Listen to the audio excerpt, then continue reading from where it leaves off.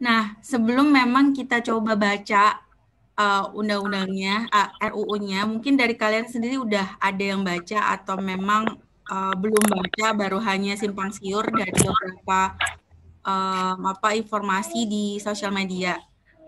Nah, ini aku mau coba explore dulu pemahaman kalian terkait dengan Undang-Undang Omnibus Law, khususnya di klaster ketenagakerjaan yang banyak pergolakan ya di lapangan dan pengen tahu aja gitu maksudnya di lapangan itu pendapatnya itu seperti apa, meskipun sebenarnya aku udah baca di petisi pemuka agama, aku udah baca concernnya terkait dengan undang-undang cipta kerja ini, tapi aku pengen tahu sih pemahaman kalian terkait dengan klaster ketenagakerjaan. Kita coba mulai ya dari, ini kedengeran nggak suara aku? Kedengaran Dengar, kok, Kak. Kedengeran kok. Oke, ya udah pertama Yogi dulu deh, Yogi. Yogi, kita mau bahas klaster ketenagakerjaan. Sebenarnya aku sengaja memberitahukan ini tuh last minute karena aku pengen kayak pure pemahaman kita awam gitu loh terkait dengan undang-undang Omnibus Law khususnya ketenagakerjaan. Tentunya kalian pernah baca berita, kemudian juga pernah mendapatkan informasi. Nah, ini terkait dengan ketenagakerjaan itu, hal apa sih sebenarnya yang menjadi concern nih? Meskipun kita tahu ya udah ada beberapa poin. Oke, ini dari kita mulai dari mana dan harus gimana dulu, Kak? Jadi dari isu yang ada di lapangan, yang ada di masyarakat terkait dengan klaster ketenagakerjaan. Nah, nanti kita coba buat listnya. Setelah itu kita coba lihat di undang-undangnya. Oke, selamat malam teman-teman. Semoga sehat selalu ya bagi kita. Mungkin teman-teman juga udah baca dan juga sudah mendapatkan beberapa informasi terkait dengan Omnibus Law, terutama di Cipta Lapangan Kerja ini. Nah, sedikit informasi juga ya, buat insight kita sama-sama, sebenarnya kenapa sih kita perlu membahas terkait dengan Omnibus Law ini? Yang pertama, ya memang kalau kita sebagai orang yang memang mengawal isunya, memang ada beberapa isu yang seharusnya tidak ada di dalam undang-undang itu. Tapi balik lagi nih, kita harus menyamakan persepsi terlebih dahulu karena pemberitaan ataupun informasi yang beredar di masyarakat itu sangat beragam sekali, teman-teman. Pertama, ya kita tidak bisa menutup mata bahwasanya informasi yang ada di masyarakat itu sekarang tuh kayak simpang siur, atau kenapa sih aku harus menolak, ataupun apa sih alasan aku menolak terkait RUU Cipta Lapangan Kerja ini. Makanya yang aku bilang mudah-mudahan teman-teman di sini sudah punya persepsi masing-masing dan bisa banget kita diskusikan di dalam forum ini. Yang pertama, aku akan melihat dulu butir-butir RUU Cipta Kerja atau Omnibus Law ini. Yang pertama terkait dengan perburuhan, yaitu uang pesangon dihilangkan. Mungkin kita bisa breakdown nanti di pasal-pasal yang mana sih yang uang pesangon dihilangkan ini. Walaupun pada akhirnya aku tadi baru mendapatkan berita juga yang kayak menepis Aventif mau masuk tuh Kak, dia PC aku. Dia ada kayak challenge bahwasanya ini nggak benar seperti itu. Kemudian terkait dengan UMP, UMK, UMSP ini dihapuskan. Nah, terkait dengan perhitungan untuk upah buruh ini dihitungnya per jam. Tapi nanti mungkin teman-teman ada yang misalkan kalau ada persepsi ataupun ada insight lain silahkan banget ya untuk. Tapi ini yang beberapa yang aku highlight terkait dengan ketenagakerjaan. Kemudian masalah hak cuti, baik itu cuti sakit, cuti pernikahan atau kawinan, cuti baptis, kematian, melahirkan, hilang dan tidak ada kompensasinya. Itu bayangkan jika teman-teman ataupun dari kita mengalami hal tersebut. Kayak nggak ada lagi kompensasi itu. Ya udah, kalau misalkan ada keluarga yang meninggal, nggak ada kompensasi sama sekali terkait hal itu gitu. Nah, Di Cipta Lapangan Kerja ini juga aku melihat ini tidak ada status karyawan tetap lagi. Artinya ini juga akan sangat berbahaya terkait dengan buruh-buruh yang bisa saja setiap saat mereka dipecat karena mereka dianggap bukan karyawan tetap atau ada masalah langsung dipecat seperti itu. Ini tentunya akan berpengaruh terkait dengan perlindungan para buruh itu sendiri. Nah, ini juga akan masuk ke poin pembahasan perusahaan bisa mem-PHK kapanpun karyawan itu secara sepihak. Karena yang alasan perusahaan itu ya karena lo bukan karyawan tetap, seperti itu ya. Gue bisa aja memecat lo atau PHK lo secara sepihak. Ini mungkin yang harus diperhatikan juga. Kemudian, satu lagi mungkin nanti aku bisa dengar dari teman-teman juga ya. Terkait dengan status tenaga kerja ini jadi harian, mungkin nanti kita bisa bahas ya, tapi itu yang bisa aku iniin dulu Kak sebagai pembuka. Thank you. Oke, makasih banyak Yogi, informasinya di lapangan ternyata memang adanya isu-isu keenam isu ini yang membuat kekhawatiran di masyarakat. Nah, coba aku tanya juga ke yang lain ya. Amalia, ada isu yang baru nggak yang lain dari ke-6 poin ini? Iya Kak, bentar itu apa tuh? Tapi klaster kita hari ini adalah klaster ketenaga kerjaan ya. Besok kita coba. Oke, siap Kak.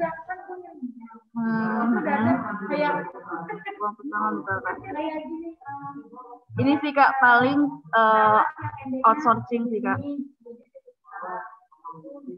Jadi kalau misalnya di undang-undang kan itu ada di pasal 60.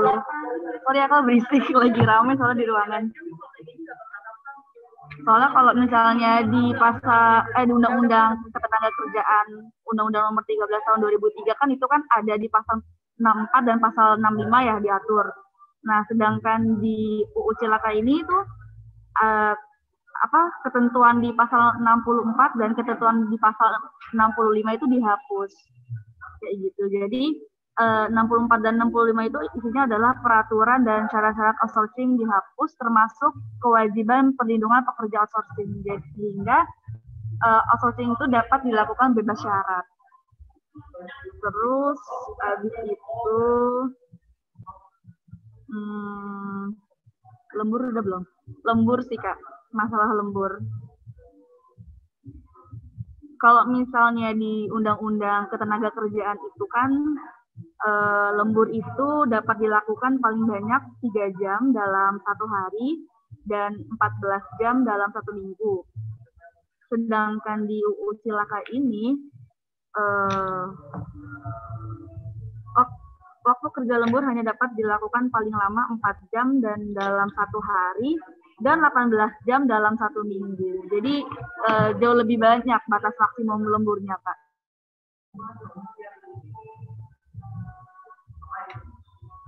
Lalu yang paling menonjol banget itu mana ya? Ini sih Kak, terkait jam kerja. Jam kerjanya kan kalau misalnya di Undang-Undang Ketenagakerjaan itu kan dia dalam 1 minggu itu kan bisa 6 hari kerja, 1 kali libur, atau 5 hari kerja dan 2 hari libur.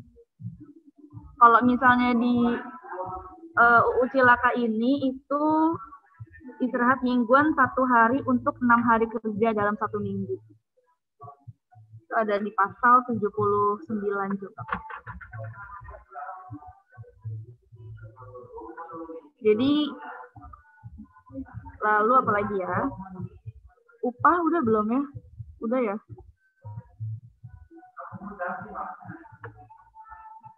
Upah udah belum sih Kak tadi sama Yogi? Soalnya aku baru masuk lagi nih Kak lewat laptop. Upah apa nih Dek? Upah apa? Upah yang ditetapkan berdasarkan satuan waktu. Menjadi ya, berarti menjadi upah yang ditetapkan. Iya, jadi jadi kalau misalnya di Undang-Undang Nomor 13 itu kan pasal 88 tuh dia ada tuh dibagi upah-upahnya. Kalau misalnya ini upahnya itu ditetapkan berdasarkan satuan waktu dan atau satuan hasil. Jadi bisa per jam gitu Kak bayarnya Kak. Wah Kak banyak banget lagi Kak aku ini listnya. Gimana ya? UMK udah. Ya apa bagus. Menjadi upah yang ditetapkan dalam satuan waktu. Jadinya upah itu bisa dilakukan dalam satuan jam gitu ya? Iya, itu ada di pasal, bentar aku lihat dulu. Ada di pasal berapa ya tadi? Pasal 88B. 88B. Mana ya? Nah, ini juga yang menarik itu adalah kalau di Undang-Undang Ketenagakerjaan itu kan pengusaha dilarang membayar upah lebih rendah dari upah minimum dengan pokoknya dari upah minimum yang udah dimaksudkan kan Kak. Terus juga pengusaha yang emang sengaja atau lalai mengakibatkan keterlambatan pembayaran upah ini bisa dikenakan denda sesuai dengan persentase tertentu dari upah pekerja atau buruh. Itu kan ada di Undang-Undang Ketenagakerjaan. Lalu di UU Cilaka ini tuh udah nggak ada larangan lagi Kak buat pengusaha yang membayar upah di bawah upah minimum. Terus juga udah nggak ada lagi denda bagi pengusaha yang telat membayar upah. Ada deh denda yang membayar upah maksudnya gimana? Jadi kan kalau misalnya, kan kalau misalnya di Undang-Undang Ketenagakerjaan itu, kalau misalnya si pengusaha dia telat bayar upah dari si pegawainya, itu bisa dikenakan denda sesuai dengan persentase tertentu dari upah tersebut. Cuman di UU Cilaka ini tuh dia tuh udah nggak diatur lagi. Maksudnya aku nggak tahu ya, maksudnya kata-katanya itu apakah diuniversalkan atau memang disebutkan, cuman di Undang-Undang Cilaka ini tuh udah nggak ada lagi ketentuan itu gitu Kak. Apa Kak? Ketentuan yang nggak ada itu adalah ketentuan yang mengatur tentang mengatur ini pembayaran upah. Jadi kayak kalau misalnya di UU Ketenagakerjaan yang dulu itu kan ada dua nih, si pengusaha itu dia nggak boleh bayar upah lebih rendah daripada upah minimum. Dan kalau misalnya pengusaha telat bayar upah, itu kan bisa kena denda. Nah, cuman di Undang-Undang Cilaka itu nggak diatur secara khusus gitu loh, Kak. Aku belum menemukan itu sih, Kak, di Undang-Undang Cilaka. Oke. Selanjutnya apa lagi, Dek? Apa ya? Oh iya nih, ada ketentuan juga yang di Undang-Undang Ketenagakerjaan yang dihapus. Kan kalau misalnya kita mau mem-PHK pekerja itu kan kalau di Undang-Undang Ketenagakerjaan itu kan harus ada surat peringatan ya sampai 3 kali. Harus ada harus ada surat peringatan sampai 3 kali. Nah, di UU Cilaka ini ketentuan tersebut itu dihapuskan. Aku nggak tahu itu penggantinya di di pasal berapa itu aku nggak tahu.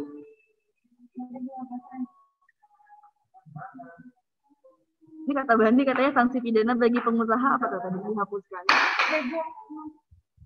Ya, Bani, silakan Bani.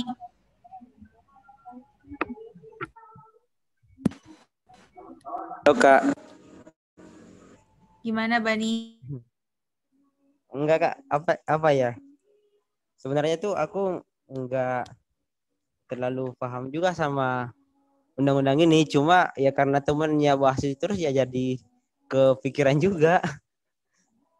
Intinya tuh yang kalau teman-teman aku tuh sih yang paling nyorot tuh tentang itu, iya, bagi pengusaha yang memberikan upah di bawah upah minimum kan ada sanksi pidananya. Nah, itu dihilangkan.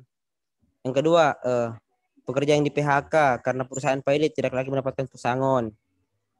Pekerja yang meninggal dunia kepada ahli warisnya tidak lagi diberikan sejumlah uang sebagai pesangon. Pekerja yang di PHK karena masuk ke usia pensiun tidak lagi mendapatkan pesangon. Pekerja yang di PHK karena mengalami sakit berkepanjangan, mengalami cacat dan sebagainya, tidak lagi mendapatkan pesangon. Intinya ya hak di bidang kesehatan para buruh dan para pekerja ini betul-betul dipangkas, Kak. Ya aku belum bedah undang-undangnya, ya cuma karena sering dengar teman-teman bahas ini sih ya aku keinget-inget juga. Oke, makasih banyak Bani, makasih banyak Amalia, makasih banyak Yogi. Aku kira kita udah bisa mengidentifikasi ya kekhawatiran atau kecemasan yang masyarakat. Nah, semoga aja 12 poin yang ada di sisi kanan ini sudah mengidentifikasikan banyaknya kekhawatiran yang ada di masyarakat itu. Nah, sekarang kalau dilihat dari misalnya uang pesangon dihilangkan, uang UMP, USK dihapuskan dan lain-lain, itu agak aku juga belum begitu memahami dan belum begitu banyak membaca, tapi seingat aku terkait dengan hal-hal yang tidak diatur dalam undang-undang RUU Cipta Kerja ini itu masih berlaku yang tidak diatur itu masih berlaku ketentuan peraturan perundang-undangan yang lama selama belum ada peraturan pelaksananya dari Undang-Undang Cipta Kerja ini. Jadi itu ada di pasal peralihan. Nah, tapi tadi konteksnya apakah dihilangkan benar-benar dihapuskan dan itu ada di RUU Cipta Kerja ini yang mention pasal dalam Undang-Undang Ketenagakerjaan yang lama itu memang dihapuskan. Nah, ini kita coba lihat dulu nih undang-undangnya tuh draftnya seperti apa dan kita baca bareng-bareng apakah memang itu belum diatur karena tidak semuanya diatur dalam Undang-Undang Cipta Kerja, maksudnya dalam hal-hal yang sifatnya teknis itu diatur lebih lanjut dengan peraturan pelaksananya nanti, atau memang ada yang secara implisit atau eksplisit dalam RUU ini tuh memang dihapus gitu. Kayak tadi pasal-pasal yang hilang tuh benar-benar disebutkan dalam undang-undang ini tuh benar-benar dihapus. Nah, kalau itu kita coba untuk bisa lihat lagi di peraturan peralihannya. Jadi nanti setelah kita ngelihat di Undang-Undang Ketenagakerjaan, kalau memang hari ini cukup waktunya, kita coba lihat di ketentuan peralihan. Karena kalau biasanya aku hearing dengan harmonisasi dengan beberapa kementerian lembaga terkait dengan peraturan Menteri Keuangan misalnya, nah yang di-emphasize dan lebih ditekankan itu justru sama beberapa sama orang Kemenkumham itu adalah bagian peralihan. Agar apa? Agar tidak adanya kevakuman hukum, agar tidak adanya gap, agar tidak adanya misleading. Nah, itu biasanya mereka sangat concern dan sangat lama membahas terkait dengan bagian peralihan. Nah, ini aku belum baca. Nah, kita sama-sama belum baca karena ini makanya aku benar-benar menyempatkan diri untuk coba belajar bareng dan diskusi bareng gitu. Apa sih sebenarnya yang dikhawatirkan itu? Nah, kalau memang dikhawatirkan itu seperti apa? Nah, coba kita buat rasionalisasinya. Misalnya kita coba melihat dua sudut pandang. Kalau misalnya dari sudut pandang kita sebagai pekerja itu seperti apa, coba kita melihat juga sudut pandang kalau kita sebagai pemberi kerja. Nah, hal yang ini sebenarnya harus balance nih untuk bisa mengetahui sebenarnya maksud dari pasal itu tuh apa sih gitu kan. Nah, ini coba kita bareng-bareng.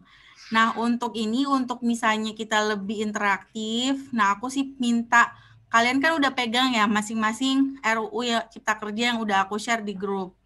Nah, aku minta supaya ingat tuh biasanya dibacain nih bareng-bareng. Nah, Chen, kamu lagi bisa standby nggak, Chen? Kan kamu yang lebih paham nih, Chen, terkait dengan Undang-Undang Ketenagakerjaan. Jadi kalau kita mengacunya ke Undang-Undang Ketenagakerjaan, nggak usah ngebuka Undang-Undang Ketenagakerjaan gitu, ada Ichen. Itu tuh buka Undang-Undang Ketenagakerjaan deh. Aku kan gak hafal Undang-Undang Ketenagakerjaan. Oh, kirain kamu udah khotam, Ichen. Oke. Kita coba ya. Hafal, buka aja ya. Ya. Oke, di sini kita ada apa nih? Furkon, kamu raise hand kenapa? Sorry Kak, kepencet. Sorry. Kirain kita mau berinteraksi gitu kan. Nah, di sini dibilang bahwa ini ada berapa pasal nih ya klasterisasi dari Undang-Undang Ketenagakerjaan. Nah, di sini pasal 88, Chen. Ichen yang draft mana? Yang itu ada final. Tahu. Kamu ada tahu yang benernya. Yang benar itu yang bukan ada save-nya itu final paripurna, bukan itu. Itu bukan draft final. Yang aku udah konsen ke ke tim gugusnya yang ini. Oke, nggak tahu lagi ya, tapi nggak tahu ya ketika masuk ke ke Setnek dan juga ke Setnek itu berubah atau enggak, tapi kemungkinan besar sih enggak kalau dilihat dari pengaturan proses pembentukan peraturan perundang-undangan. Jadi ke Setnek itu tinggal pengesahan. Cuma lihat dari bagian klaster ketenaga kerjaan, di sini dalam bagian ke-1 umum itu disampaikan di dalam pasal 88 nih. Dalam rangka penguatan perlindungan kepada tenaga kerja dan meningkatkan peran tenaga kerja dalam mendukung ekosistem investasi, undang-undang ini mengubah, menghapus, atau menetapkan pengaturan baru beberapa ketentuan yang diatur dalam Undang-Undang Nomor 13 Tahun 2003 tentang Ketenagakerjaan, Undang-Undang Nomor 40 Tahun 2004 tentang Sistem Jaminan Sosial Nasional, dan Undang-Undang Nomor 24 Tahun 2011 tentang Badan Penyelenggara Jaminan Sosial. Di sini juga disampaikan bahwa beberapa ketentuan dalam Undang-Undang Nomor 13 Tahun 2003 tentang Ketenagakerjaan diubah. Apa aja ketentuannya? Yaitu ketentuan pasal 42 diubah sehingga berbunyi sebagai berikut. Bentar. Jadi, setiap pemberi kerja mempekerjakan tenaga kerja asing wajib memiliki pengesahan rencana dari Pempus. Ini udah common, emang gitu kan pakai RPTKA. Berarti apa yang berubah, Ses? Katanya itu perubahan. Nah, itu harus dibuka deh, kayak disampingin deh sama Undang-Undang Ketenagakerjaan. Kemudian yang ketiga, ketentuan sebagaimana dimaksud pada ayat 1 tidak berlaku bagi anggota direksi, pegawai diplomatik, tenaga kerja asing. Nah, ini kita lewat dulu ya. Nah, ini kayaknya bedanya di poin C deh itu. Tenaga kerja asing yang dibutuhkan pemberi kerja untuk keadaan darurat, vokasi, startup, kunjungan bisnis, dan penelitian untuk jangka waktu tertentu. Oh, jadi kalau dulu itu semuanya harus ada ya. Kayaknya ya, aduh aku nggak begitu konsen sih yang soal TKA. Skip dulu deh, skip. Oke. Nanti aku cari tahu lagi. Ini sebenarnya isu ini tuh bisa ini nggak sih, Ses? Bisa jadi concern masyarakat nggak sih? Tadi nggak ada yang nggak muncul ya? Apa bisa? Mestinya ini tuh jadi concern masyarakat karena kan kayak di bawah ini tenaga kerja asing dilarang menduduki jabatan yang mengurus personalia, memang udah kayak gitu sebelumnya. Iya nih harus bikin komparisi dulu soalnya jujur aja aku belum baca nih hari ini soalnya full meeting. Ya, berarti ada di dalam pasal terkait dengan tenaga kerja asing ya, Ses? Ya, coba di search aja tenaga kerja asing.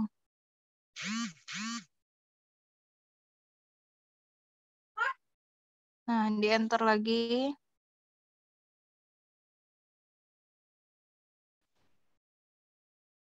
Nih, nah ini kan tadinya setiap pemberi kerja yang mempekerjakan tenaga kerja asing wajib memiliki izin tertulis dari menteri atau pejabat yang ditunjuk. Nah, di yang Omnibus Law-nya kan langsung dari pemerintah pusat aja definisinya. Nah, ini kayaknya di definisi ada deh pemerintah pusat tuh harusnya apa.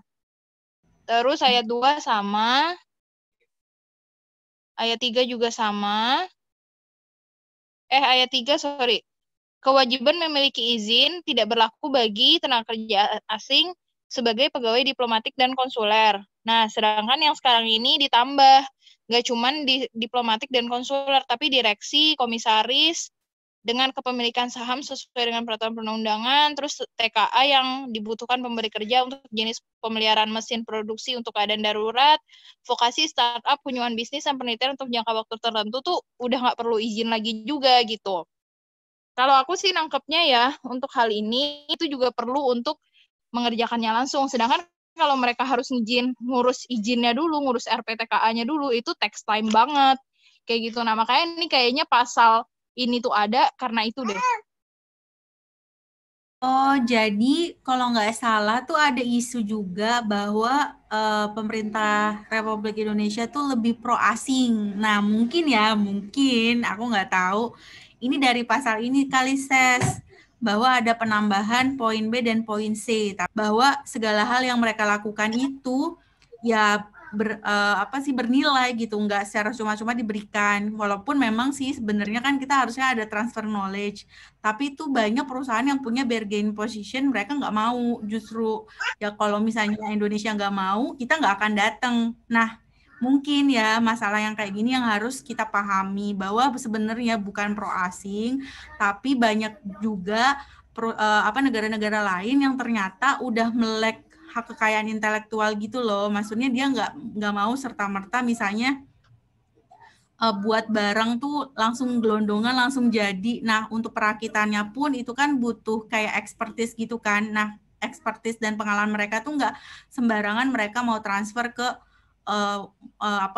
Indonesia. Nah, padahal kebutuhan Indonesia untuk misalnya menggunakan mesin-mesin yang lebih high-tech dan baru itu sangat besar. Nah, inilah mungkin akhirnya ada pasal ayat 3 huruf B dan huruf C itu bukan karena pro asing tapi karena kita butuh. Nah, mungkin ya coba kita balancekan dengan kondisi real di Jepang juga nggak mau dia tidak dia mentransfer bukan nggak mau mentransfer ya gimana ya. Jadi kalau barang itu produksi mereka, ya mereka sendiri yang harus rakit gitu. Jadi kayak ada hak kekayaan intelektualnya mereka yang mereka nggak mau. Mungkin karena dulu sering juga terjadi kayak gitu, akhirnya mereka nggak digunakan lagi karena banyaknya nasionalisasi. Nah, justru di sini kebutuhannya adalah kebutuhan bangsa Indonesia untuk bisa memasukkan mesin-mesin yang lebih efisien itu. Nah, itu mungkin ya terkait dengan jenis kegiatan pemeliharaan mesin, produksi untuk keadaan darurat, kemudian vokasi, startup, kunjungan bisnis, penelitian untuk jangka waktu tertentu. Nah, itu kali ya. Nah, yang lain ada tanggapan nggak terkait dengan hal ini? Apakah benar pasal ini yang dianggap pro asing atau sebenarnya ada pasal di bawahnya? Aku nggak paham. Coba kalau di sini ada yang tahu sebenarnya pasal mana yang menganggap bahwa pemerintah pro asing, silahkan ya. Soalnya kita belajar bareng nih sama diskusi bareng. Aku dong mau nanggepin. Mungkin emang iya benar yang kayak kayak yang tadi Lili bilang bahwa kayak banyak perusahaan-perusahaan dia tuh kayak kalau dia ngejual mesinnya ke Indonesia, maksudnya di Indonesia gitu, dia tuh udah sepaketan langsung sama paket perakitannya. Itu nggak, yang real terjadi di lapangan itu adalah bahkan itu cuman maintenance doang gitu loh. Makanya kan di situ dimasukin tuh kegiatan pemeliharaan mesin produksi. Kayak cuman maintenance yang sebetulnya tuh kadang maintenance-nya kecil, kadang oke lah maintenance-nya besar gitu. Yang maintenance kecil ini loh yang paling cuman makan waktu 3 hari atau cuman makan waktu satu minggu kayak gitu. Tapi itu tetap ngedatengin orang dari luar negeri kayak gitu. Itu tuh bener-bener kayak sering banget. Nah, sedangkan kalau harus pakai RPTKA dulu, pakai izin dulu, kayaknya tuh birokrasinya jadi panjang kayak gitu. Makanya itu yang mungkin yang pada akhirnya diakomodir oleh si Omnibus Law ini. Maksudnya kita juga harus buka mata juga bahwa ya jangan kayak gitulah. Kayak kalau di pelaku bisnis tuh kayak sering banget sih kayak lokal tuh kayak nggak dikasih porsi kayak gitu. Semuanya tuh ya harus dari luar karena kan ininya dari luar kayak gitu. Padahal pekerjaannya tuh sebetulnya pekerjaan yang standar kayak gitu. Nah, maksudnya ini mestinya harus jadi concern pemerintah juga bahwa ya Indonesia pun kudu juga harus mandiri. Maksudnya gini, maksudnya kayak kita juga harus belajar mandiri dan juga pemerintah harus juga concern juga soal lokal konten gitu, nggak cuman hanya ada di istilahnya TKDN aja, nggak cuma ada di dalam TKDN, tapi kayak lokal konten tuh emang bener-bener harus concern banget sih gitu. Nah ini aku mau nanya, tadi penggunaan tadi ya yang asing yang bahkan kegiatan pemeliharaan yang biasa, itu tuh sebenarnya culture dari pemberi kerja itu karena misalnya perusahaan asing atau memang ekspertisnya kita nggak bisa atau kayak gimana, Chen, biasanya? Karena kan sebetulnya sih kan ya kalau aneh ya, aneh maksud aku kalau pemeliharaan kayak gitu sebenarnya kan lebih murah kalau kita membayar masyarakat lokal gitu. Betul banget. Iya itu kalau dibilang ekspertis tuh ada misalnya kayak simply keren deh. Perusahaan keren lokal tuh sebanyak apa sih, kita perusahaan tambang kita banyak banget gitu loh. Jadi kayak apa namanya, tapi ya maunya yang bangsanya dia gitu. Kalau prakteknya nih ya, prakteknya kayak gitu, maunya ya bangsanya dia gitu. Mau apa namanya? Padahal kalau di direksi Indonesia ya dia kayak bilang ya bisa lah kalau mau misalnya hire manager untuk tanggung jawab keren mah nggak perlu ngedatengin dari luar kayak gitu. Di Indonesia juga banyak, dan itu tuh ilmunya tuh sama gitu di seluruh belahan dunia, tapi maunya ya dari bangsanya dia kayak gitu. Oh, berarti kalau aku lihat di sini kan karena misalnya pemegang saham asing, nggak tahu sih ini pemegang saham asing, berarti kan segala misalnya SOP itu kan ada kontrol dari si pemegang saham itu ya, atau misalnya si owner itu misalnya kalau Jepang, Italia, atau misalnya Korsel, mereka mungkin punya misi dan visi sendiri kan terkait dengan entahlah gitu dengan visi dan misinya. Cuma karena dia itu perusahaan asing dan mereka itu juga mau mendayagunakan masyarakatnya, jadi untuk urusan yang kayak gini tuh terkadang user yang PMA itu mendatangkan justru dari jauh gitu, tidak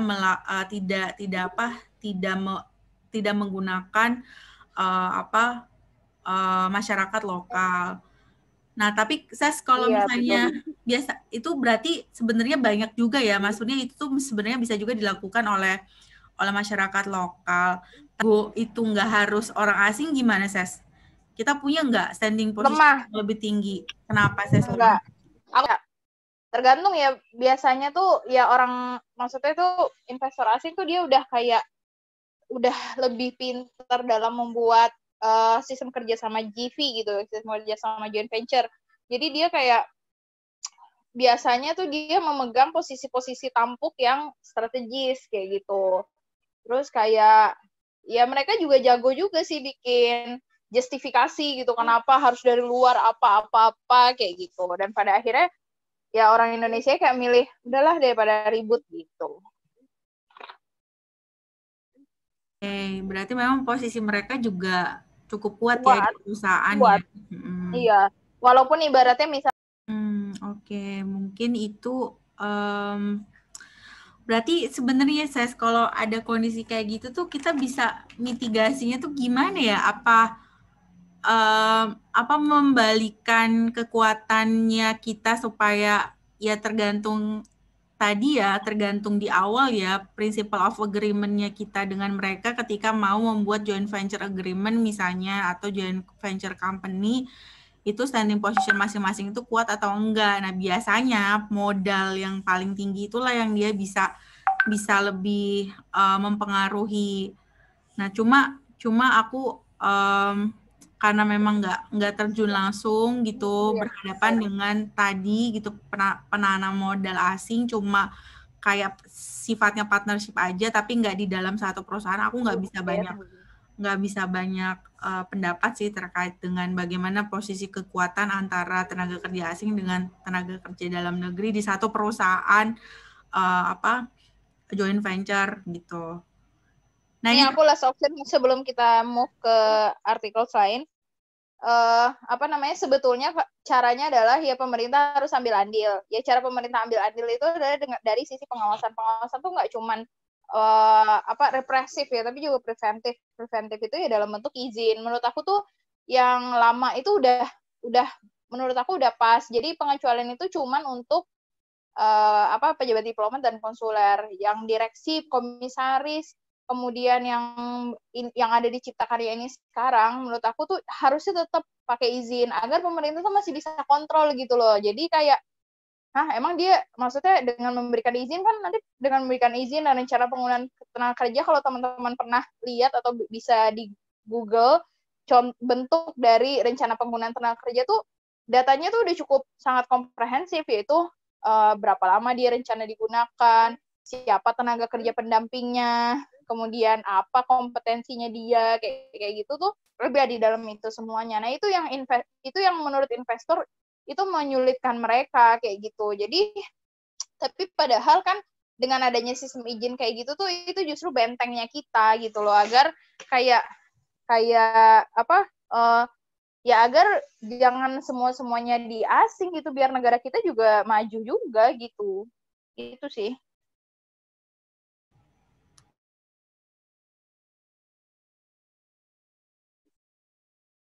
Kalau dari aku ya, kalau dari apa namanya, kalau menurut pendapat aku ya gitu sih. Kalau pejabat diplomat konsuler oke lah, kita kayak ya udah dia pejabat negara di negaranya dia gitu. Tapi kalau pelaku usaha kan dia bukan mewakili negaranya dia, emang dia pemilik modal aja gitu. Namanya pemilik modal pasti orang akan orientasinya pada keuntungan gitu. Jadi dia akan melakukan segala daya cara dan upaya untuk melakukan keuntungan, dari situ pemerintah harusnya ambil andil gitu.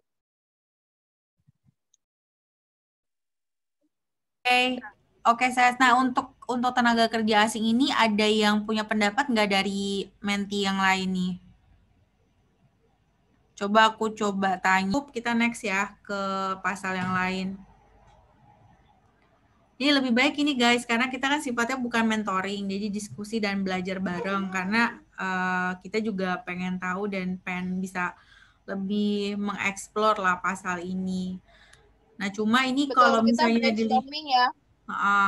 ini kalau kegiatan pemeliharaan mesin produksi untuk keadaan darurat berarti SES, bukan yang tadi ya, tetap ketika mungkin ya kalau nanti dibuat peraturan pelaksananya sebenarnya nih pemerintah tuh bisa masih tetap menggunakan sistem perizinan dan pengawasan yang Isa tadi sampaikan gitu.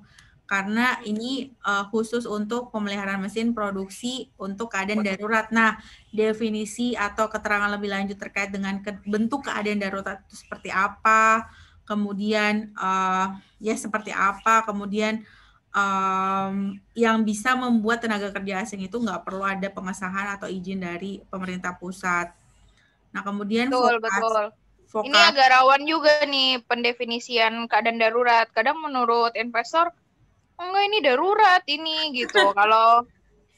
Kalau investor mah bisa ya kerjaan aku juga sih itu, maksudnya kayak bikin justifikasi kayak oh kamu harus punya izin ini, kalau enggak kamu jadi nggak bisa kasih servis ini ke kami nanti sedangkan kami butuh servis ini dari kamu, kalau enggak pabrik kami berhenti, bisa kayak gitu. Iya. Padahal ibaratnya itu bukan consequential loss gitu, itu bukan kerugian langsung, tapi non consequential, masih jauh kok sebetulnya gitu, cuman bisa aja. Betul, dan ini juga penilaian daruratnya ini siapa yang melakukan gitu. Nah, mungkin kita bisa memitigasinya dari sini sih. Maksudnya keadaan darurat ini benar-benar harus clear diidentifikasi oleh pemerintah ya. Keadaan daruratnya itu seperti apa, jangan sampai tadi ada peluang bagi mereka tuh untuk mengada-ngada gitu keadaan darurat itu sesuai dengan assessment dari mereka kan. Setiap kayak misalnya sekarang aja nih kayak perusahaan-perusahaan yang perusahaan modal asing tuh mereka tuh memanfaatkan situasi ini, padahal setelah misalnya dicek mereka kan melakukan permohonan insentif kan kepada government. Nah, yang diusungkannya itu ya keadaan darurat karena COVID-19, padahal tidak langsung tidak langsung terdampak gitu jenis usahanya, karena pun dia di wilayah yang memang jauh dari kerumunan dan tidak zona merah dan lain-lain. Nah, ini mungkin kita bisa maksudnya pemerintah dalam hal ini masih bisa punya kesempatan untuk memperbaikinya di dalam peraturan pelaksanaannya tentang terkait dengan definisi keadaan darurat yang lebih keadaan darurat yang dapat diidentifikasi mungkin ya, atau didefinisikan secara lebih jelas sehingga tidak didefinisikan Betul. secara lebih jelas. Kemudian, Sehingga nah nggak terkait dengan vokasi mungkin kalau vokasi ini ada nih startup juga. Kenapa startup dapat pengecualian? itu, tapi di sini juga pendidikan Katanya lebih pekerjaan yang sesuai dengan kualifikasi dan keahlian. Nah, ya itu. Nih aku baru search. Nah, ini rancu juga nih menurut aku ya, guys. Ini rancu juga, maksudnya kalau memang vokasi itu artinya adalah sesuai dengan keahlian dan keterampilan, ini ujungnya nanti sama juga. Dibilang di Indonesia nggak ada keahlian itu, nggak ada kualifikasi itu, kayak gitu. Jadi akhirnya harus mendatangkan TKA dan nggak perlu izin, kayak gitu.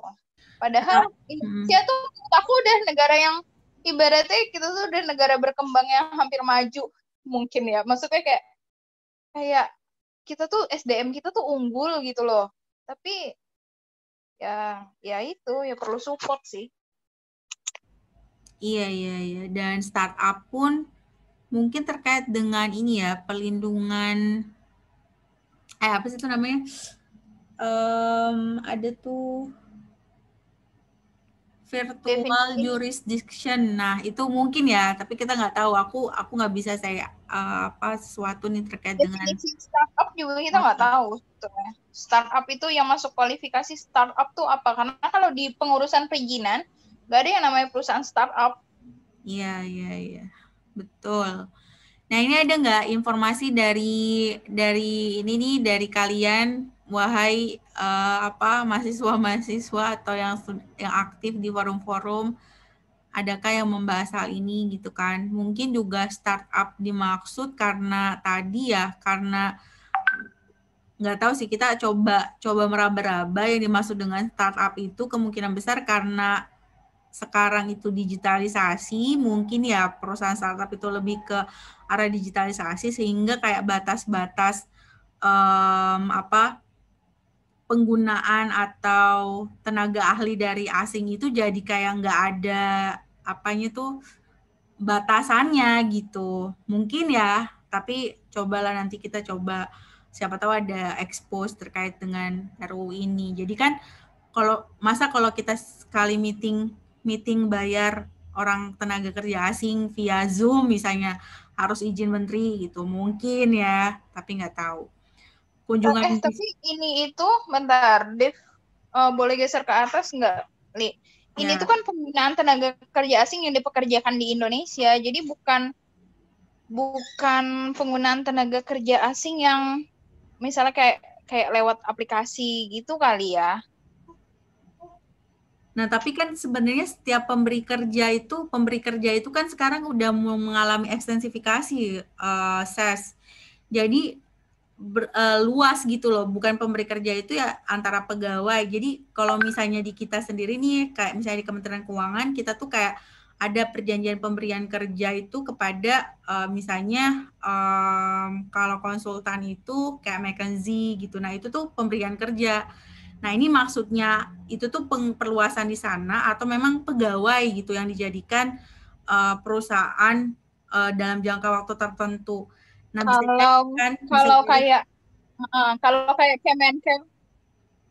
Kemenkeu kerja sama McKinsey, menurut Isis itu tunduknya ke pasal 66 tentang pengadaan jasa. Kalau itu kita juga di kantor juga ada kayak gitu juga, kerja sama. Nah, itu masuknya ke pengadaan jasa sih jatuhnya. Kalau ini tuh ya memang pemberi kerja di yang tunduk di Undang-Undang Ketenagakerjaan. Tapi itu, ini beneran jadi pegawai, Ses, maksud dari pasal ini? Bukan misalnya... Iya, jadi karyawan, istilahnya karyawan ya. Tapi kalau ada keadaan darurat pun memang jadi karyawan jadi setahun gitu ya?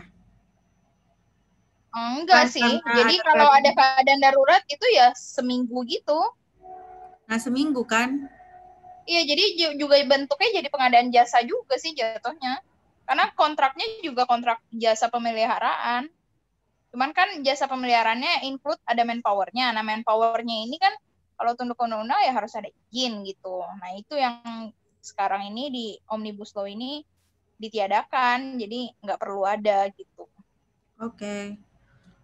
Mungkin untuk TKA tenaga kerja asing kita udah ya, atau yang lain di sini ada yang mau berpendapat atau misalnya ada mengetahui informasi tertentu terkait dengan tadi nih beberapa informasi yang perlu kita konfirmasi dan cari tahu lagi. Kalau misalnya nggak ada. Aku nih satu concern terakhir, aku mau jadi pemancing buat teman-teman yang lain. Ini yang ayat 4, ini kan ada perbedaan nih, yang mana sebelumnya itu bunyinya hanya TKA dapat dipekerjakan di Indonesia, TKA dapat dipekerjakan di Indonesia hanya dalam hubungan kerja untuk jabatan tertentu dan waktu tertentu.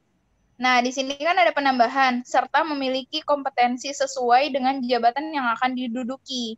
Nah, kenapa sih harus ada penambahan ini gitu? Serta memiliki kompetensi yang sesuai dengan jabatan yang akan diduduki. Nah, aku nggak tahu nih, maksudnya kita kan di sini juga cuma bisanya menerka-nerka karena pemerintah sendiri pun belum ada rilis resmi ya terkait dengan hal ini. Apa namanya, kita juga belum buka juga naskah akademiknya apa segala macam kayak gitu.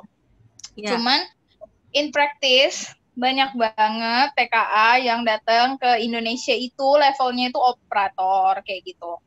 Levelnya operator yang kayak apa namanya, di sananya tuh mereka buruh gitu loh. Maksudnya bukan seseorang yang punya ilmu yang dia harus transfer knowledge ke kita gitu. Sedangkan apa namanya, sedangkan kalau buruh tuh kan berarti dia pekerja kasar gitu kan. Nah, kalau buruh pekerja kasar tuh ya maksudnya di Indonesia pun banyak gitu. Kita banyak banget yang masih angka pengangguran kita tuh masih tinggi gitu. Nah, kenapa untuk level pekerja kasar aja itu harus didatangkan dari luar negeri kayak gitu, harus didatangkan dari asing kayak gitu. Nah, mungkin nggak sih, apakah ini tuh masuk ke situ gitu? Apakah yang si buruh ini masuk ke dalam dia memiliki kompetensi sesuai dengan jabatan yang akan diduduki. Jabatan yang akan didudukinya itu adalah buruh gitu. Nah, dia punya kompetensi aku jadi berpikir ya, jangan-jangan karena mengetahui praktik yang tadi Isa selalu sebutkan itu terkait dengan banyaknya justifikasi yang diberikan mereka, atau misalnya yang tadi ya, kenapa, maksudnya untuk menghindari itu justru ada pasal ini, nggak tahu sih.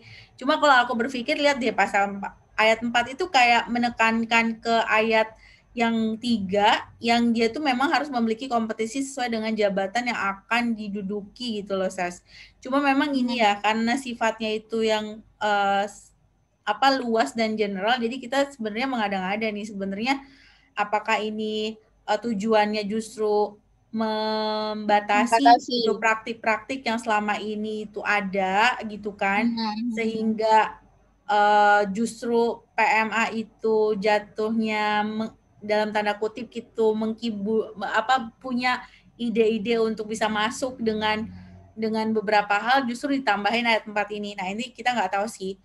Karena kalau memiliki kompetensi dengan jabatan yang akan diduduki, aku jadi kayak berpikir bahwa once memang ini itu dilaksanakan gitu kan, ya tenaga kerja asing itu tuh harus punya kompetensi gitu. Nggak bisa yang kayak Ises tadi, dia cuma buruh, kemudian itu pekerjaan yang bisa dilakukan oleh tenaga kerja Indonesia itu dilakukan oleh tenaga kerja asing. Nah, mungkin ya, tapi kita nggak tahu. Coba nanti kita nggak apa, kita jadi catatan kita aja bahwa untuk ayat 4 ini kita diskusinya adalah itu gitu loh, bahwa apa sih kompetensi itu tuh kenapa sih dimunculkan gitu? Apakah itu untuk membatasi atau menjustifikasi gitu?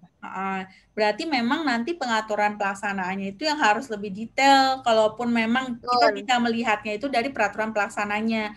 Kalau peraturan pelaksananya itu lebih kayak seperti seolah-olah menjustifikasi, benar gitu kan, jadinya asumsi atau orang bilang ini pemerintah pro asing. Tapi kalau misalnya ternyata justru sebaliknya, ya kita berarti salah juga, bukan pro asing tapi justru melindungi masyarakat Indonesia, membuka peluang bagi masyarakat Indonesia untuk bisa bersaing dengan di dunia kerja gitu. Karena praktik-praktik itu kalau tadi disampaikan oleh Isis jadi udah banyak gitu kan. Siapa tahu praktik-praktik itu tuh menjadi dasar akar permasalahan yang udah ke-capture nih di pemerintah. Nah, tapi kita baru bisa melihat itu dan baru bisa menentukan itu ketika ada peraturan pelaksananya. Jadi ini kita belum bisa menjudge dulu guys, karena ada dua pandangan ini gitu. Ada pandangan Betul. yang Kita di diskusi ini kita nggak ngejudge, kita ngebedah. Ya, kita jadi membedah bahwa ada loh dua pandangan, dan sebenarnya salah satu pandangan itu bisa make sense karena rasionalisasi yang kita lakukan itu berdasarkan praktik di lapangan gitu loh. Tinggal nanti kita lihat nih peraturan pelaksananya itu lebih cenderung ke arah mana gitu. Dan sebenarnya itu bisa kalau misalnya pemerintah itu tadi ya tergantung tujuannya itu apa, itu bisa kelihatan di peraturan pelaksananya. Dan itu yang dijagain sih. Karena kalau misalnya pembahasan peraturan tuh terkadang ayat 5, tenaga kerja asing dilarang menduduki jabatan yang mengurusi personalia. Tadi udah disinggung ya sama Ises ini ya? Ini sama. Kenapa sih Ses? Kenapa sih Ses dilarang? Oh, karena takut tadi ya, kontrol ya? Kalau ini tuh filosofis ya. Maksudnya kayak ya maksudnya filosofisnya kita harus baca di Undang-Undang Tenaga Kerja yang 13/2003 naskah akademiknya. Cuman kalau dilihat in practice memang kalau seandainya urusan personalia itu diduduki oleh orang asing, kemungkinannya itu pasti banyak hak-hak yang tidak terlindungi kayak gitu, atau pemenuhan hak-haknya itu jadinya minimal. Kenapa? Karena mindsetnya investor itu pasti, nggak pasti sih, ya namanya investor dia pasti maunya investasinya kembali kan kayak gitu. Dan mereka itu maunya itu pasti dengan kembalinya investasi mereka dengan margin yang cukup tinggi, yaitu dengan melakukan penekanan biaya. Nah, penekanan biaya itu pasti mereka akan lakukan terus-menerus kayak gitu. Nah, itu kenapa juga boleh diduduki oleh asing, nanti mungkin mereka juga nggak memahami culture di sini, kebutuhan di sini seperti apa, kayak gitu. Jadi memang itu dijaga, harus tidak boleh oleh asing, harus oleh lokal kayak gitu.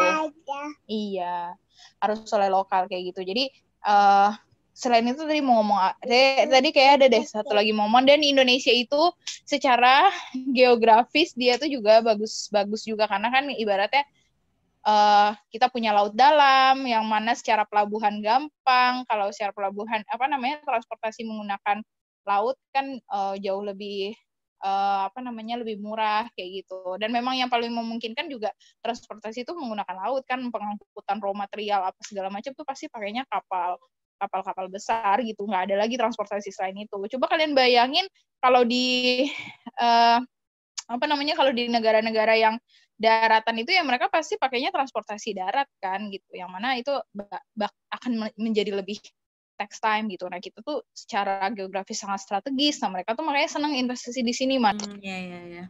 Oke, makasih Ses. Yang lain ada concern atau ada tanggapan nih guys? Atau yang lain pada tidur nih Ses, jangan-jangan nggak ada orang. Ada Kak, ada. Terus masih mengikuti. Oke, I'm still listening. Terus ini yang pasal 5, ayat 6. Jadi nggak cuman personalia ya yang dilarang, maksudnya yang diatur bahwa TKA itu dilarang menduduki personalia. Jadi juga ada jabatan-jabatan tertentu juga. Ini katanya kan ayat 4 dan 5. Jabatan-jabatan tertentu juga tuh nggak boleh diduduki oleh asing. Nah, itu tuh adanya di peraturan presiden. Nah, itu kita harus cari juga tuh peraturan presidennya. Yang aku tahu tuh misalnya kayak Satuan Pengawas Internal atau internal audit itu juga nggak boleh diduduki oleh asing. Kayak itu ada keputusan pemerintahnya kayak gitu. Nah, itu mungkin teman-teman bisa elaborasi lagi. Oke, kita next ya. Ketentuan pasal 43 dihapus. Coba kita lihat. Berarti semuanya dihapus ya. Pemberi kerja yang menggunakan tenaga kerja asing harus memiliki rencana penggunaan tenaga kerja asing. Dia pemberi kerja yang mempekerjakan tenaga kerja wajib memiliki pengesahan RPTKA dari pemerintah pusat. Terus tapi pasal 43-nya dibilang bahwa yang menggunakan TKA nggak perlu dihapuskan, berarti artinya nggak ada kewajiban lagi kan? Iya dihapus, tapi dia diganti dengan pasal 88 di atas, Chen, kalau untuk beberapa pasalnya. Jadi mungkin satu pasal bundling di pasal 43 itu dihapus karena sudah ada yang menggantinya di pasal 88 ini. Adapun tidak semua dari pasal 43 itu dimasukin ke dalam pasal 88 ini. Nah iya jadinya lebih longgar sih berarti. Kayak hanya disebut harus pakai RPTKA, tapi kalau di Undang-Undang Tenaga Kerja kan kayak diatur tuh jabatannya apa, jangka waktunya berapa, alasan penggunaannya apa, terus tenaga kerja pendampingnya siapa, kayak gitu. Kalau ini kan berarti kalau digantikan dengan pasal 88 ini artinya si RPTKA ini ya nggak ada minimum requirement suatu dokumen itu dinyatakan RPTKA gitu. Maksudnya berarti lebih longgar, bisa jadi nggak perlu nyantumin jangka waktu, nggak perlu nyantumin alasan gitu kan, bisa jadi juga gitu. Tapi kok aku ngelihatnya kayak ini ya Ses, kalau dia di ayat 1-nya itu dijelaskan bahwa itu masih izin sebenarnya semuanya itu izin tenaga asing dari pemerintah pusat. Adapun pengaturan terkait dengan yang di sini, jangka waktu penggunaan tenaga asing itu udah ada nih Ses di sini nih, dari jangka waktu tertentu. Nah, terus juga kalau aku lihat sih lebih ke arah drafting loh Ses, kalau aku lihat ya, cuma drafting dia itu lebih kayak tersistem gitu yang baru, karena memang ada perubahan mazhab nih kalau kalian tahu ya di legislatif draftingnya Kemenkumham dan Setnek, dan itu berubah, even itu Kementerian Keuangan juga dalam PMK-nya juga merubah beberapa metode dan drafting. Nah, kalau dilihat sih substansinya tetap ada nih, jangka waktu, penunjukan, tapi penunjukan tenaga kerja warga negara Indonesia udah nggak ada. Nah, ini coba kita lihat di pengaturan peralihan ya. Nah, ini badan-badan internasional perwakilan negara asing itu masih ada di ayat ini, yang bagian B. Itu sih. Nah, Oke, pasal 4. Make sense. Tapi ya itu yang jadi catatan penunjukan TKI-nya, penunjukan tenaga kerja Indonesia, tenaga kerja pendampingnya. Itu nanti kita cari itu kok hilang gitu. Karena kalau nggak ada tenaga kerja pendamping, jadinya tuh nggak ada kewajiban transfer knowledge lagi gitu loh. Padahal kan, ya mestinya harus ada transfer knowledge dong. Kalau nggak kita bergantung terus. Kalau sebelumnya itu penunjukannya dari mana Kak? Dari perusahaan atau company secara langsung atau pejabatnya yang menunjuk? Dari company. Dari company. Jadi company yang mau, dari si pemberi kerja yang mau menggunakan TKA, ya dia harus mencantumkan tenaga kerja pendampingnya, dan itu yang dia submit di RPTKA-nya itu gitu. Pemerintah sih nggak sampai nentuin siapa tenaga kerja pendamping, yang nentuin cuman pemerintah mensyaratkan harus ada tenaga kerja pendamping gitu. Jadi kalau misalkan dibilang bebas jabatannya ya nggak apa-apa gitu, nggak ada spesifikasi khusus buat dia jadi pendamping TKA itu. Nggak ada. Tapi kita harus lihat ya di keputusan menterinya. Setahu aku sih kayak mesti harus setingkat gitu deh. Kalau di kantor ya harus setingkat. Cuman belum pernah buka juga sih keputusan menterinya itu.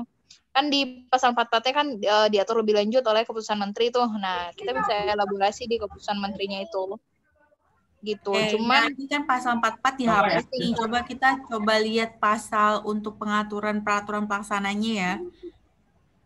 Karena tadi dibilang, karena aku tadi menyampaikan nih sama teman-teman, jadi style Kemenkumham, Setnek, dan beberapa pemerintahan itu sangat berubah drastis terkait dengan style legislative drafting.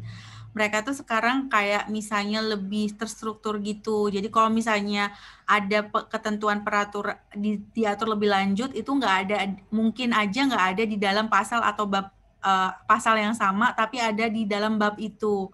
Nah, makanya kita coba lihatnya secara sistematis, siapa tahu ada di pasal terkait dengan bab ini, bab ketenaga kerjaan, biasanya itu di bawah. Jadi nggak akan ada lagi nih yang kayak pasal 4 tiba-tiba di tengah-tengah ketentuan mengenai jabatan diatur dalam keputusan menteri, itu nggak akan ada lagi di peraturan-peraturan baru. Pasti ada pengaturan ini, tapi di bagian bab terakhir dalam bagi pasal terakhir dalam satu bab dalam peraturan Jadi mungkin kalau pasal 4 dihapus ini jadi relevan terkait dengan legislative draftingnya. Nah, kita coba ke pasal lain ya. Ketentuan pasal 45 diubah sehingga berbunyi sebagai berikut. Nah, coba kita lihat pasal 45-nya di Undang-Undang Ketenagakerjaan. Yang 44 tadi udah ya? Udah, Ses, itu kita coba cek di bawah, Ses, karena tadi aku bilang kalau yang 44 itu terkait dengan style legislative draftingnya sekarang itu berubah. Jadi untuk ketentuan lebih lanjut itu biasanya ada di bab di pasal terakhir dalam satu bab gitu. Jadi nggak akan ada tuh di tengah-tengah kayak gitu. Tapi kita coba cek nanti di bawah. Oke. Nah, kemudian pasal 45 itu yang tadinya sebelah kanan ini berdasarkan Undang-Undang Nomor Iya, aku nggak mau HP. 13/2003. 13/2003 itu berubah jadi pasal 45 di Undang-Undang RUU Cipta Kerja. Oh, yang ada nih di sini tenaga kerja Indonesianya ya sebagai tenaga pendamping. Jadi biar nggak di double mention gitu ya. Mana? Oh, ini yang 45. Ya.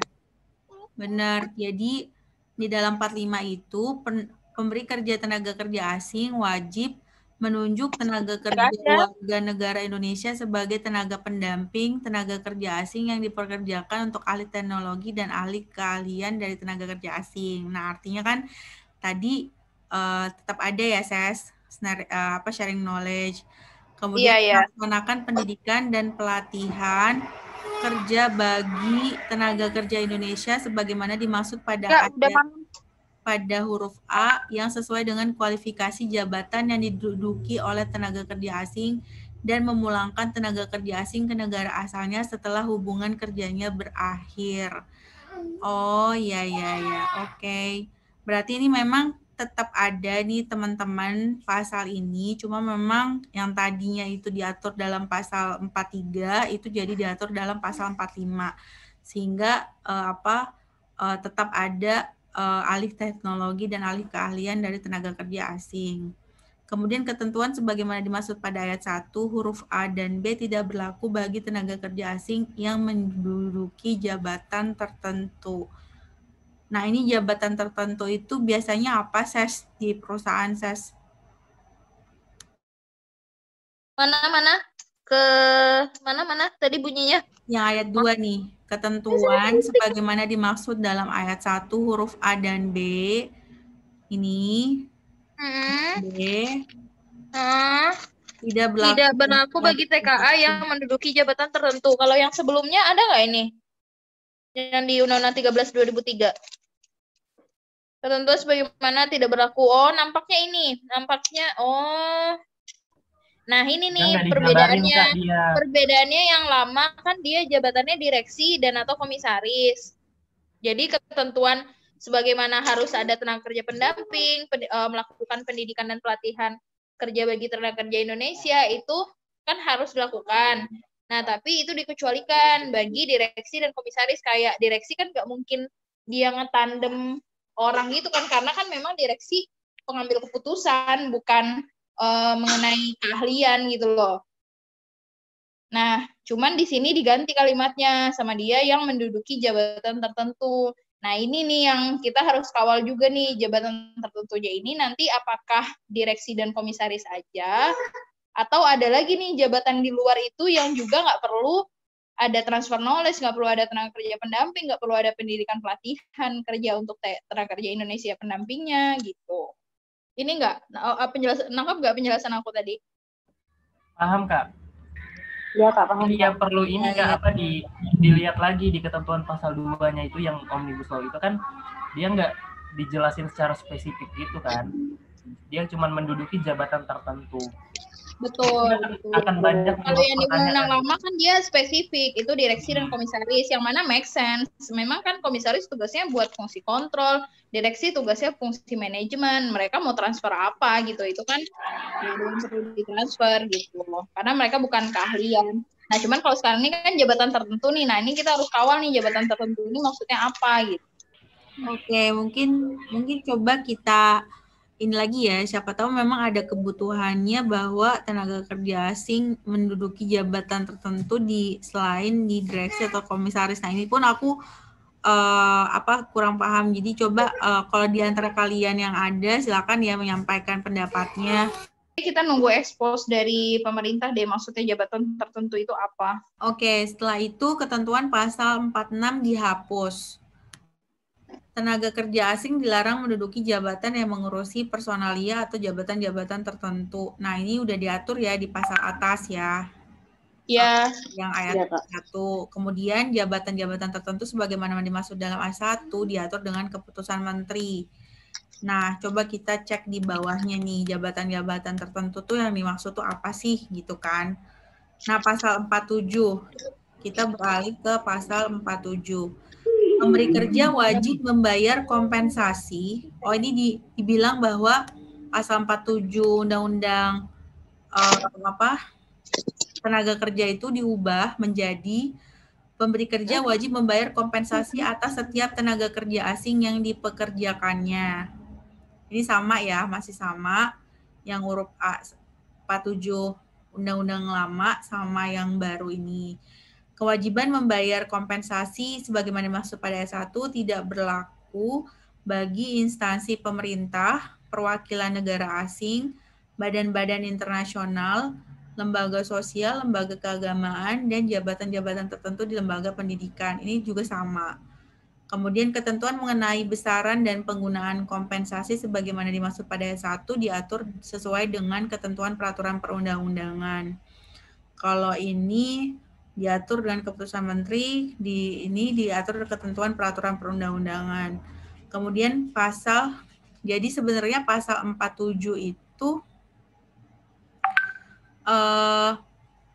ketentuan mengenai besarannya itu jadi satu ayat nih, guys. Jadi memang, dan ini kalau di sini itu yang lama itu spesifik keputusan menteri, di mana mungkin menterinya ada ketenaga kerjaan, kalau di sini sesuai dengan ketentuan peraturan perundang-undangan. Nah, ini kita coba cek ya, di bagian peralihannya itu, nanti itu akan apa, dan terus nanti kita cek ke bagian definisi pemerintah pusat yang dimaksud ini itu apa. Bisa jadi mungkin di dalam fungsi dari kementerian itu bukan hanya Menteri Ketenagakerjaan, mungkin nanti akan melibatkan menteri lainnya kali, sehingga memang wordingnya pemerintah pusat. Nah, definisi pemerintah pusat pun kita juga harus coba cek dulu gitu, definisinya tuh apa sih gitu. Kemudian pasal 48 dihapus. Pemberi kerja yang memperkerjakan tenaga kerja asing wajib memulangkan tenaga kerja asing ke negara asalnya setelah hubungan kerjanya berakhir. Nah, tadi ternyata pasal 48 itu diganti ke atas ke tadi. Tadi itu ada nih. Nah, memulangkan nih. Bukannya dihapus, tapi ada di pasal 45 ayat 1 huruf C.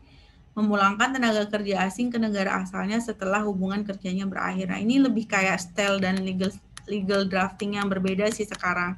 Jadi kayak yang lebih nggak sporadis gitu kalau misalnya di legislative drafting ya, dan penyusunannya pun sekarang lebih kayak tertata gitu, yang baru-baru ya. Jadi yang pasal terkait dengan ini, pasal 48, yang bilang mungkin kalau misalnya kalau orang cuma baca pasal 48 doang nih, terus dia ngebandingin dengan pasal 48 yang lama, tanpa dia ngelihat sebenarnya pasal yang lain gitu kan, bisa langsung ngamuk sih. Loh, kok dihapus? Berarti nggak boleh pulang-pulang dong tenaga kerja asing. Nah, itu kita harus kita harus berhati. Padahal dipindah ya. Padahal dipindah ke atas, Ses. Ya, kayaknya ini juga banyak sistemnya yang dipindah-pindah, jadi kayak diringkes gitu dalam satu pasal gitu ya. Iya. Nah, mungkin, tapi kalau kita nggak baca tadi atas, kita pasti agak ngamuk juga. Kok dihapus sih gitu kan? Berarti tenaga kerja asing bisa seumur hidup dong di sini. Gitu. Nah, ini yang kalian harus hati-hati, makanya harus baca dulu. Kemudian ayat 8, ketentuan pasal 49 diubah sehingga berbunyi sebagai berikut. Kalau di sini pasal 49 bilang ketentuan mengenai penggunaan tenaga kerja asing serta pelaksanaan pendidikan dan pelatihan tenaga kerja pendamping diatur dengan keputusan presiden. Kalau di sini jadi diganti menjadi ketentuan lebih lanjut mengenai penggunaan tenaga kerja asing diatur dengan peraturan presiden. Nah, ini jadi dari keputusan menjadi peraturan presiden. Kemudian yang 9, ketentuan pasal 56, coba kita lihat 56. Pasal 56. Pasal 56 menjadi sebagai berikut. Perjanjian kerja dibuat untuk waktu tertentu atau untuk waktu tidak tertentu. Perjanjian kerja dibuat untuk waktu tertentu atau untuk waktu tidak tertentu. Ini sama ya pengaturannya. Kemudian perjanjian kerja untuk waktu tertentu sebagaimana dimaksud pada ayat 1 didasarkan atas jangka waktu atau selesainya suatu pekerjaan tertentu. Ini juga masih sama.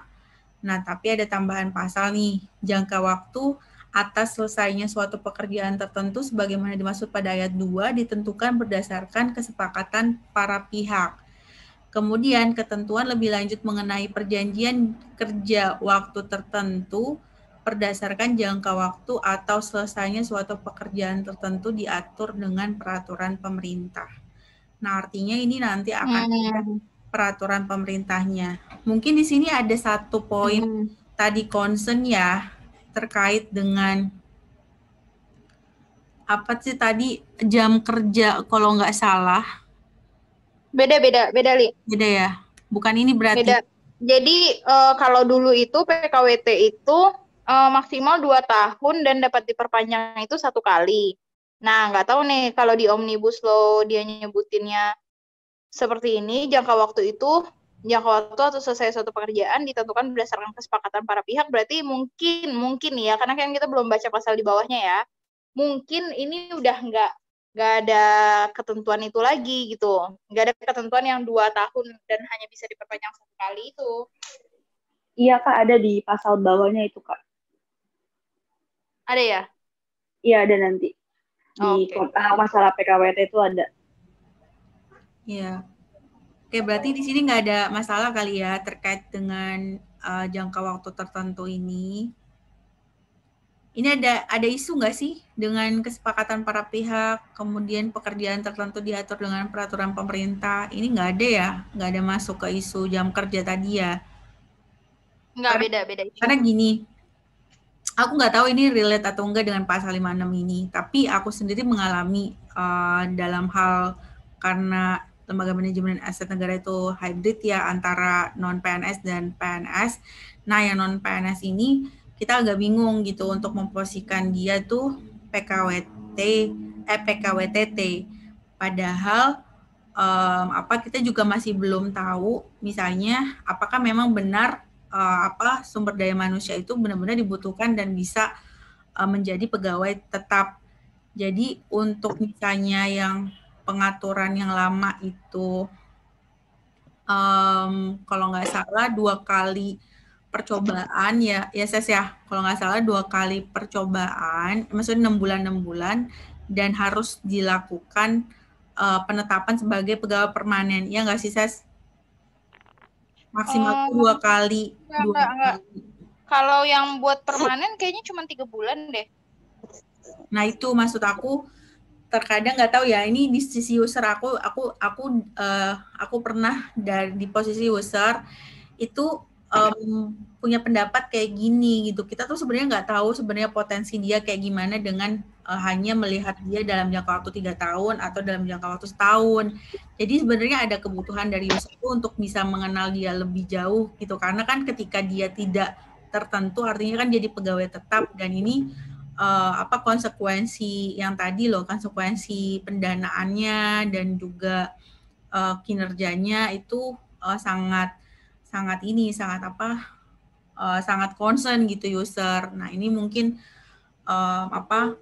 ada beberapa masalah praktik yang user alami sehingga terkait dengan tadi ya untuk menjadi pegawai tetap itu agak susah gitu diterima. Tapi aku nggak tahu nih, kita lihat dulu di pasal-pasal bawahnya. Nah, berarti ini ketentuan pasal 57, pasal 56 udah nggak ada concern ya. Pasal 56, kemudian pasal 57. Ketentuan perjanjian kerja untuk waktu tertentu dibuat secara tertulis serta harus menggunakan bahasa Indonesia dan huruf Latin. Sama, dalam hal perjanjian kerja waktu tertentu dibuat dalam bahasa Indonesia dan bahasa asing, apabila kemudian terdapat perbedaan penafsiran antara keduanya, maka yang berlaku dibuat dalam bahasa Indonesia. Ini satu sama, cuma memang dihapus di bagian perjanjian kerja untuk waktu tertentu yang dibuat tidak tertulis bertentangan dan ketentuan sebagaimana dimaksud pada ayat 1 dinyatakan sebagai perjanjian kerja untuk waktu tidak tertentu. Ini kenapa dihapus ya, Ses ya? Kamu tahu nggak rasionalisasinya? Kalau aku kok sepintas tuh mikirnya ayat 2 ini dihapus karena nggak relevan aja ketika dia dibuat tidak tertulis, kemudian dia menjadi perjanjian kerja untuk waktu tidak tertentu, artinya menjadi pegawai tetap. Gimana, Ses?